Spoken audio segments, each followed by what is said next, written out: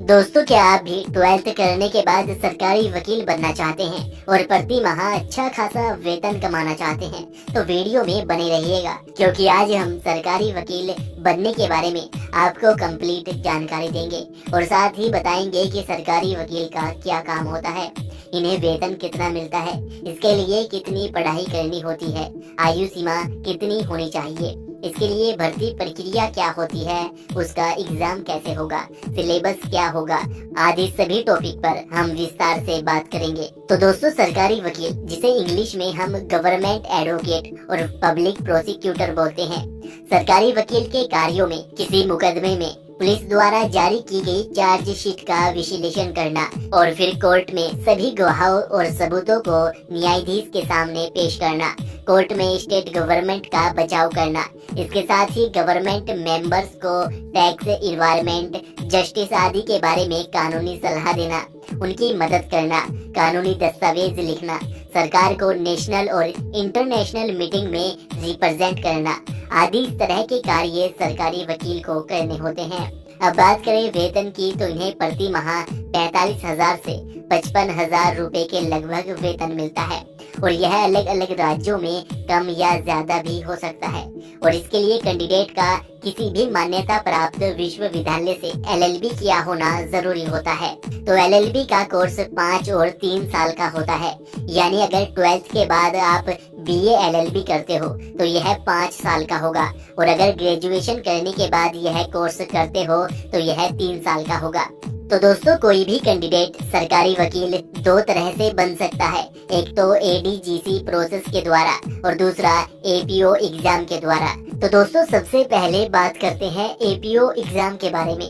तो अगर आपने अपनी 12th क्लास पास कर ली है तो अब आपको इसके लिए BA LLB का कोर्स करना होगा, जो कि 5 साल का कोर्स होता है, जिसके लिए आपको क्लैट एंट्रेंस एग्जाम देना होगा और कुछ यूनिवर्सिटी अपना अलग से भी एंट्रेंस एग्जाम कंडक्ट करवाती है, जिसमें अच्छे नंबर लाकर आप एक अच्छे कॉलेज से अपनी BA LLB कंप्लीट कर सकते हैं और फिर BA LLB कंप्लीट होने के बाद आपको सरकारी वकील बनने के लिए APO एग्जाम देना होगा, जिसके बारे में आगे हम बात करेंगे। और दोस्तों, BA LLB कोर्स की फीस अलग अलग कॉलेजों के हिसाब से अलग अलग होती है। यह 5 साल की फीस 5 लाख से 8 लाख रुपए के लगभग हो सकती है।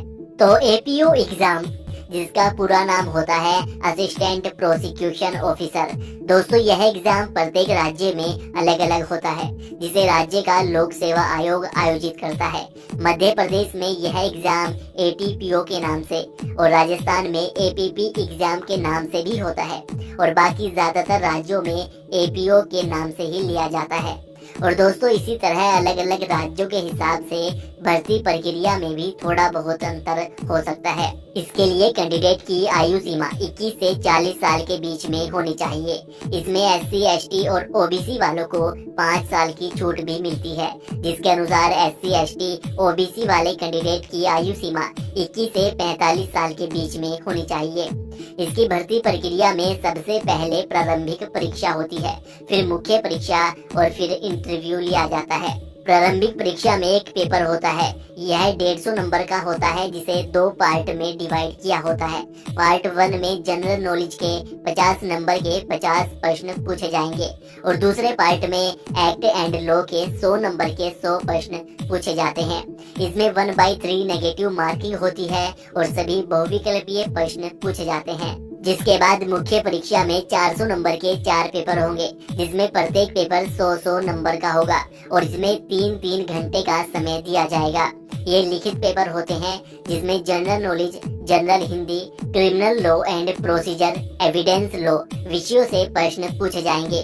तो जनरल नॉलेज के सिलेबस में Indian culture, environment, botany, Indian economy, zoology, basic GK, Indian politics, basic computer, famous day and dates, chemistry, Indian history, geography, physics, invention in the world, famous books and author, sports, Indian parliament आदि से प्रश्न पूछे जाएंगे। Act and law के syllabus में Indian penal code, Indian evidence act, criminal procedure code, police act and regulation under this act आदि विषयों से प्रश्न पूछे जाएंगे। और जनरल हिंदी के सिलेबस में वाक्य सुधार, संधिया, कारक, विलोम, रस, अलंकार, वाक्यांशों के लिए शब्द निर्माण, वर्तनी, वचन, पर्यायवाची, तत्सम एवं तद्भव, वाक्य संशोधन, लोकोक्तियों एवं मुहावरे, त्रुटि से संबंधित अनेकार्थी शब्द आदि से संबंधित प्रश्न पूछे जाएंगे।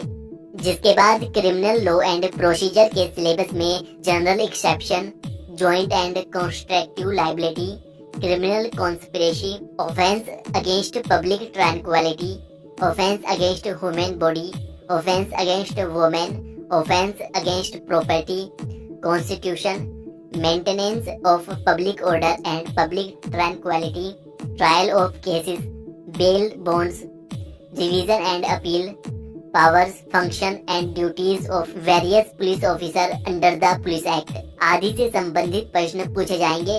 और एविडेंस लॉ के सिलेबस में relevancy of fact, admission and confession, dying declaration, oral and documentary evidence, exclusion of oral by documentary evidence, burden of proof, witness including their examination आदि से संबंधित प्रश्न पूछे जाएंगे। फिर एग्जाम क्लियर करने के बाद कैंडिडेट को इंटरव्यू के लिए बुलाया जाता है, जिसे क्लियर करने के बाद कैंडिडेट सरकारी वकील बन जाते हैं, जिसके बाद उन्हें कुछ दिनों के लिए ट्रेनिंग पर भेजा जाता है। तो दोस्तों ये होता है एपीओ एग्जाम के द्वारा सरकारी वकील बनने का प्रोसेस। और अब जानते हैं कि आप एपीओ एग्जाम के लिए एप्लीकेशन फॉर्म के बारे में कैसे पता करेंगे। तो मान लो आप महाराष्ट्र से हो, आपको महाराष्ट्र की वेबसाइट दिखाई देगा जहाँ पर अभी चल रही सभी एग्जाम के बारे में जानकारी दी गई होगी। और यहीं पर जब भी एपीओ एग्जाम के लिए भर्ती आएगी तो आपको जानकारी मिल जाएगी और फिर आप उस पर क्लिक करके उसके लिए आसानी से अप्लाई कर पाएंगे। और दोस्तों अपने राज्य की वेबसाइट या एपीओ एग्जाम के बारे में जानने के लिए हमें अपने राज्य का नाम नीचे कमेंट करना मत भूलिएगा। तो अब जानते हैं दूसरे तरीके यानी एडीजीसी प्रोसेस के बारे में। एडीजीसी का full form appointment of district government council होता है। दरअसल इसमें कैंडिडेट का किसी भी डिस्ट्रिक्ट कोर्ट में वकील के रूप में कार्य करते हुए कम से कम 10 साल का एक्सपीरियंस होना चाहिए। उसके बाद जिले स्तर पर सीनियर जजों का एक पैनल उन वकीलों के एक्सपीरियंस और योग्यता के आधार पर एक लिस्ट बनाता है, जो कि सभी जिलों में अलग अलग बनाई जाती है और फिर जिसे स्टेट गवर्नमेंट को भेजा जाता है। और फिर स्टेट गवर्नमेंट के द्वारा जितने भी वकीलों की जरूरत होती है एडवोकेट हुसैन